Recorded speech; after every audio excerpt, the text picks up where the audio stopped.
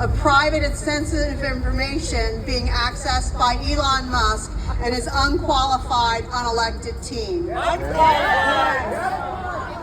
Your reply, honestly, was at best an insult to my intelligence, and at worst, clearly a show of your allegiance to your president, not your constituents, not the Constitution or the law.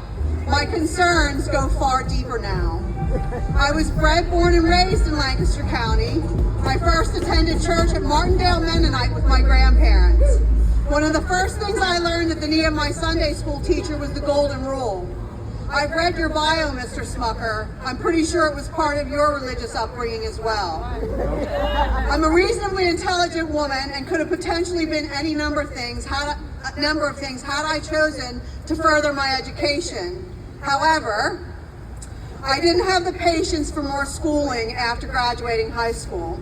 Instead, I chose to work mostly manual labor jobs, barn work, the service industry, child care, some office work, and the like.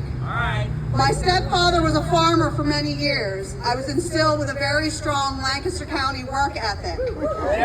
There was a time when my husband and I were raising our 3 children that I worked 3 part-time jobs to avoid having our children in daycare. It wasn't easy, but I have no regrets about the choices that I've made. Mr. Smucker, I started working on that farm at a young age and only stopped when I got my first job off the farm at 14. Like every other young person, I started paying taxes as a teenager, and I've paid them ever since. I am currently 62 years old, and after a lifetime of pulling my weight, doing my civic duty, and paying my taxes, I've decided to start collecting my Social Security. Now I'm hearing that after nearly 50 years of work history, all the money that I paid in may not be available to me. I'm hearing about people who collect Social Security are being referred to as leeches. Social Security is not a handout, it's an investment. It's a system that I paid into for years. You're not giving me something I didn't earn. I'm getting back what I've already paid for. Never have American citizens and taxpayers felt so helpless.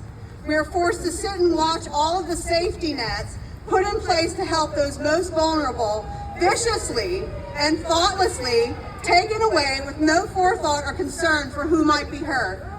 And to add insult to injury, our elected officials sit on their hands, kowtow to their esteemed leader, and applaud his every word. Every day he has been in office, someone has gotten hurt. And not just a few someones, thousands of someones. How do you sleep at night knowing that you are an instrument in the demise of our country and its people? My guess is you figure you got yours and the heck with everybody else. Matthew 4:19-24. It is easier for a camel to get through the eye of a needle than a rich man to enter into the kingdom of God. Trust me, after reading your bio, I have a lot more to say, but for the sake of expedience, I'm going to let your contradictory, and if you read it, it is extremely contradictory, record speak for itself.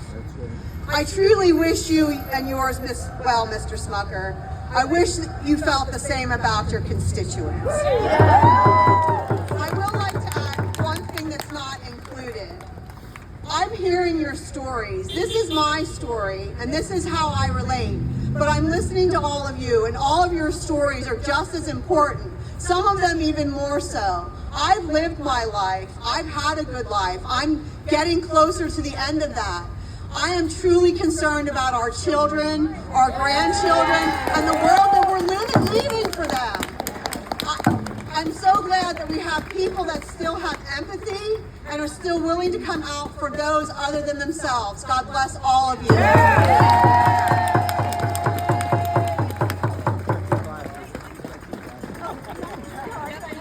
That was very well done. Very well done. Next, I'd like to welcome Jason Reichman.